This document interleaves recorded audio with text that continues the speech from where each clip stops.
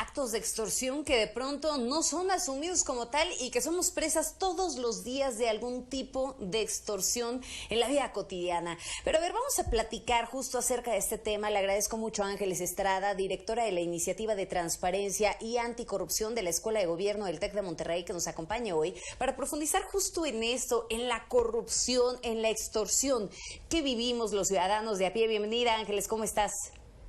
Hola Magda, muchas gracias, buenas tardes.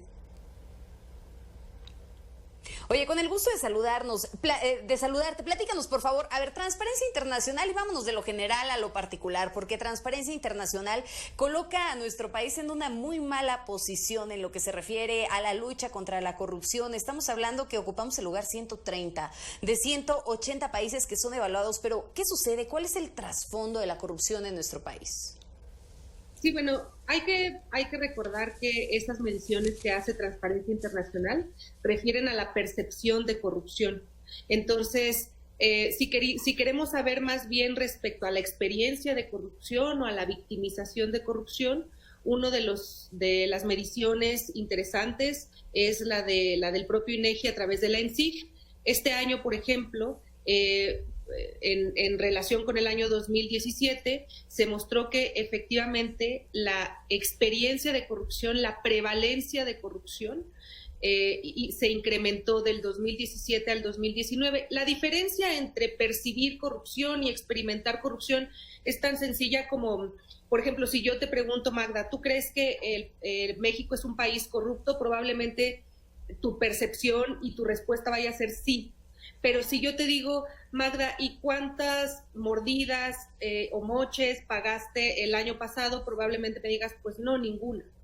Y no fuiste víctima de ningún acto de corrupción. Entonces, a eso se refiere la percepción y la experiencia. Ahora, están vinculadas, por supuesto, y en relación con la extorsión es una cosa que está, digamos, muy presente en la vida de los ciudadanos en México, porque además ya normalizamos la extorsión casi como un servicio. Entonces, nosotros creemos que estamos pagando por un servicio, por el servicio de que te recojan la basura, aunque tendría que ser gratuito, por el servicio de que no te rayen tu coche o que te dejen estacionarte en un lugar en la vía pública, por el servicio, ¿me explico? Entonces, el delito de extorsión en México es a veces un delito que tiene una cifra que no está denunciada porque los ciudadanos ya no ubicamos esos actos como una violación o como un delito. Pero ¿sabes qué, Ángeles? Que es además gravísimo, porque de pronto pensamos, es muy común escuchar incluso entre la gente, ¿no? Tengo una palanca que me puede ayudar a sacar un trámite. Son frases a las que estamos verdaderamente acostumbrados. Mi papá tiene una palanca que me ayuda a conseguir un empleo. Entonces no nos damos cuenta que estamos inmersos en esta resbaladilla de la corrupción, en esta resbaladilla de una extorsión que, bueno, tal parece que ya es un problema no nada más endémico, sino sistémico y hasta cultural. Claro, y también está vinculado también, Magda, con un hecho que a lo mejor no se habla mucho de eso, pero por ejemplo dentro del Código Penal Federal, el delito de extorsión no está incluido dentro de los delitos por corrupción. ¿Eso qué quiere decir? Quiere decir que parecería que la extorsión no se puede ejecutar por parte de un servidor público. Y entonces se equipara a otra cosa que se llama cohecho. Y entonces hay una mezcla de conceptos jurídicos en relación con lo que significa extorsión, lo que significa el cohecho, el soborno, si se puede incluir a un servidor público o no. Es decir, no solamente es una cuestión relacionada con nuestra percepción y la normalización de la corrupción, sino que también está vinculado con cómo normativamente se aborda. Y efectivamente, digamos, el delito de extorsión está dispuesto en el Código Penal Federal. Si nosotros creemos que fuimos extorsionados servidor público, entonces eso no se llama extorsión, eso se llama cohecho o se llama abuso de autoridades o se llama de otra forma. Y la cuestión es que los ciudadanos no sabemos eso, pero no tendríamos por qué saberlo. Entonces, cuando vamos a denunciar algún delito de extorsión, nos dice, no, eso no es un delito porque un servidor público no puede realizar extorsión. Entonces, es una cuestión no solamente relacionada con la cultura que estamos desarrollando en relación con diversos delitos, sino también con la forma en la que legalmente se aborda el problema. Oye, dime una cosa, Ángeles, en este sentido, ¿qué opinas del combate a la corrupción que tenemos en nuestro país? Porque sin duda, pues de pronto escuchamos las conferencias matutinas y todos los días nos lo repiten a manera de mantra desde el atril presidencial, que se está combatiendo la corrupción, que están luchando en contra de ella, y nos mencionan casos sumamente mediáticos, ¿no? Y de pronto vemos escándalos en los que incluso está involucrado el gobierno federal. Pero más allá de estos casos mediáticos, está justo esa corrupción, justo esa extorsión la que padece el ciudadano de a pie. ¿Se está combatiendo verdaderamente la corrupción desde el nivel gubernamental?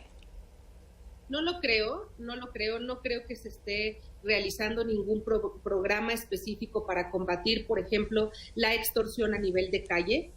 No hemos hablado de la extorsión que sufren las microempresas y las pequeñas empresas, que es una de las fugas económicas mucho más amplias que tienen estos negocios para poder funcionar. Y tampoco hemos hablado de el efecto que tiene que tú no pagues una extorsión, que puede ser que hasta pierdas la vida. Entonces, creo que el gobierno federal se ha preocupado por referir mucho el problema de corrupción, por hacer vinculación, digamos, a casos de corrupción de administraciones pasadas, y a mostrar que se está haciendo justicia a partir de casos específicos que además, Magda, no incluyen una red de corrupción, sino que nada más incluyen a una persona. Y recordemos que los actos de corrupción, al menos los de gran corrupción, no se realizan nada más entre dos personas, son redes completas en donde están incluidos un montón de servidores públicos, de personas privadas, notarios, empresarios, en fin. Y lo que nos ha estado mostrando el gobierno federal son estos casos a partir de una sola persona. Y eso, lo único que lleva a pensar al ciudadano, pues es que se está haciendo algo, pero en realidad es que ni se están deshaciendo las redes de corrupción y tampoco se están recuperando los activos, porque esta es otra cosa muy importante. Está bien que empecemos a hacer sanciones y a sancionar, como decía Luis de la Calle, uno de los elementos más importantes para el crecimiento de estos delitos es la impunidad.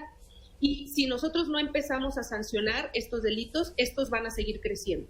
Entonces, está bien que empecemos a sancionar a estas personas que cometieron actos de corrupción en el pasado, pero tenemos que deshacer las redes de corrupción. Y sobre eso nos tenemos que concentrar. Adicionalmente, a que tenemos que recuperar lo que se desvió, lo que se robaron, lo que malutilizaron. Mientras no tengamos estas dos cosas, vamos a seguir viendo el incremento de la corrupción en el país. Qué importante es esto que nos comentas, ¿no? Y verdaderamente me queda clarísimo que el hecho de que exista, de que siga prevaleciendo la impunidad, pues sigue enviando ese mensaje equívoco a la gente, ¿no? De que no hay castigo en nuestro país para aquellas personas que cometan un acto de corrupción. Déjame finalizar con el siguiente tema, Ángeles, porque me parece importantísimo algo que ustedes están haciendo. Sin duda sabemos que en la era del COVID, uno de los tesoros más preciados a partir de este momento justamente va a ser la vacuna, ¿no? ¿Advierte riesgos de corrupción en torno a esto, sobre todo cuando ustedes ya han hecho un análisis en torno a esta emergencia sanitaria y a los niveles de corrupción que se han dado en el sector salud? Sí, estamos por extender esta herramienta que se llama Denuncia Corrupción Coronavirus, y lo queremos extender a medir cómo es que se va a repartir o a aplicar la vacuna. Queremos ver que efectivamente la aplicación sea gratuita, que no haya ningún tipo de cobro ni ningún tipo de intermediación para la aplicación de la vacuna, que la tendría que realizar directamente el Estado. Y también queremos revisar pues cuántas vacunas van a hacer falta para poder terminar de vacunar a toda la población, porque sabemos que en esta primera el gobierno ya presentó su plan. Sin embargo, la primera etapa está, digamos, prevista con una vacuna de Pfizer. La vacuna de Pfizer implica dos vacunas, dos puestas de vacunas. Y eso no se ve dentro del plan. No sabemos a quién le va a tocar, para cuántas personas va a alcanzar. Los principales o las primeras personas que se van a vacunar son los mayores de 60 años, pero ¿qué cantidad, qué proporción de gente tenemos en el país en relación con los jóvenes para cuántas personas dar este tipo de vacunas. En fin, hay un montón de preguntas que lo único que hacen es que se abren espacios para que haya posibles actos de corrupción. Y nosotros lo que queremos es justamente medir ese tipo de experiencia de corrupción que estamos seguros, por desgracia, que se va a presentar. Oye, en este sentido, si yo de pronto soy víctima de algún acto de corrupción en el sector salud, tengo que ingresar a esta plataforma y también subir parte de estos datos. ¿Cómo lo hago? Está en www.denunciacorrupción.mx y también recordarles que se tienen que acercar a las autoridades, a los órganos internos de control, a las contralorías en los estados, a las fiscalías especializadas en combate a la corrupción.